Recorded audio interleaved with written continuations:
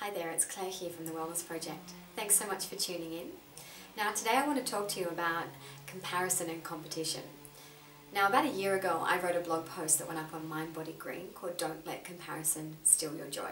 You can actually check it out, it's just copied into the blog post below. But it's an interesting idea because I've noticed a lot of talk on Facebook and other social media sites about comparison and people feeling this really strong sense of competition. Now it's no wonder if you think about the kind of world that we live in. Everything is out there in the world for us to see. We're constantly being exposed to the amazing lives of so many different people. The images and the posts and the status updates, and this is not just on Facebook, of course, there's Twitter and Instagram and a whole host of other things.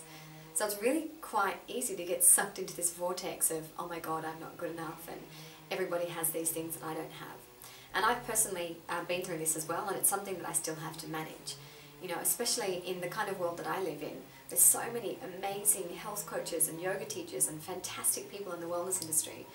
And it takes a lot of trust in the universe and trust in yourself that you're on the right path and not to get focused on what other people are doing and see that as something that takes away from what you're doing. But I've kind of come up with a few little tools over the way to help me manage comparison. And I've done a whole bunch of different posts throughout my time on this blog that kind of touch on this. I just wanted to give you in a nutshell some little tips that you could use for yourself. Now first and foremost, it's really important to remind yourself that the idea of comparison is basically the idea of separateness. You're seeing yourself as separate from these other people and not the same in a positive way. But the reality is, just to get a bit spiritual on you for a second, is that we're all one. And I don't just mean that in some sort of like hippie woo-woo kind of thing, but energetically and spiritually we are all from the same source. And this concept is called oneness. So for me, one of the things that I do to remind myself why comparison and competition is not something that I want to partake in is to look at the fact that we are one. To remind myself that I'm the same as that person and they're the same as me. We're actually all from the same source and we're all connected spiritually and energetically. And as soon as I say that to myself, I kind of remind myself that, you know what, I don't need to be in comparison mode here. I don't need to be feeling these feelings because I'm really proud of what that person is achieving and what they're putting out there into the world. And I'm really proud of that because it means I'm part of that in some way and I can enjoy what they're putting out into the world because we're all part of the same thing. So that's kind of my first little spiritual thing off the bat here. Now a couple of other little tricks and tips that I have is EFT. Recently I did a blog post on that, so I've actually linked that below as well. An emotional freedom technique, which is a tapping technique that actually works with the meridian system to kind of help rebalance you. I really find this quite powerful on an energetic level.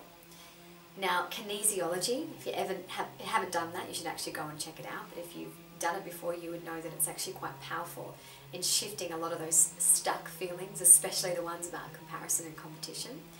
Now I find going to a kinesiology session just basically clicks me back into my center and helps just to push all of those emotions out of my body physically and mentally, so I feel quite a strong detox from that.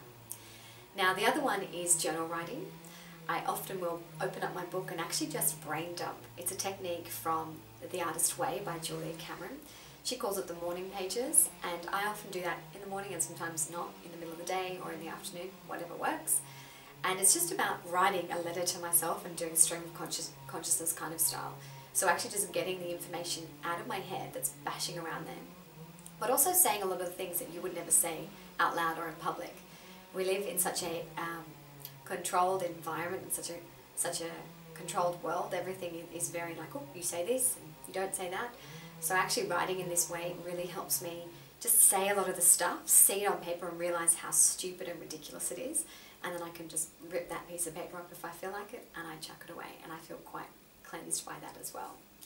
Of course there's meditation, which I find really helps me, and I find just actually sitting and being still and taking my attention into my heart space and out of my head, breathing in and out of that and saying the words let go as I breathe in and out, I find really help me to shift a lot of those emotions as well. Now the last tip is actually just to get out and to have some fun, to switch off social media, to disconnect from the internet and from the electronic world, and actually just take yourself into a situation with friends where you know you're going to feel light and free and happy and connect on a human level. Because once you do that, you realize all that stuff that you're comparing yourself to actually doesn't really matter, and it's not necessarily the real world, even though it's very much part of our world today. It's not the same as that human interaction and connection. It's not the same as laughing and being silly. And all these things, these little tips, basically lead me to a point where I feel like I can surrender and I can trust and I can allow the universe to guide me in exactly the way that I need to be guided without focusing on what other people are doing. So that's really important.